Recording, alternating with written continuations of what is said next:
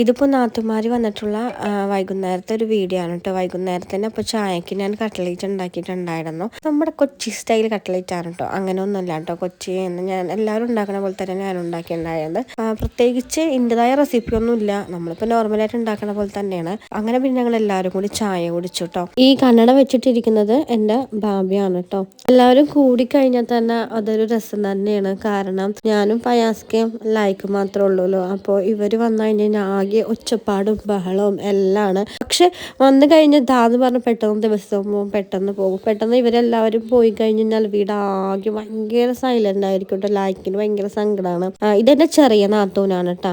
മൂത്ത നാത്തൂനെ വീഡിയോയിൽ കാണിച്ചിട്ടുണ്ട്. ചെറിയ നാത്തൂനും കുട്ടികളുടെ ഒരു പ്രത്യേക ഒരു അറ്റാച്ച്മെന്റ് ആണ്. അവരിപ്പോൾ കരയാണെങ്കിലും അവരിപ്പോൾ ഇങ്ങനെ കളിച്ചിരിക്കും. ആൾക്കൊരു പ്രത്യേക ഒരു സ്നേഹമാണ് കുട്ടികളോട്. അതിപ്പോൾ ഇന്ന കുട്ടികളൊന്നും ഇല്ല കേട്ടോ. എല്ലാ കുട്ടികളും ഏത് കുട്ടിയാലും ആളിങ്ങനെ അതിനെങ്ങനെ എടുത്തോണ്ടിരിക്കും.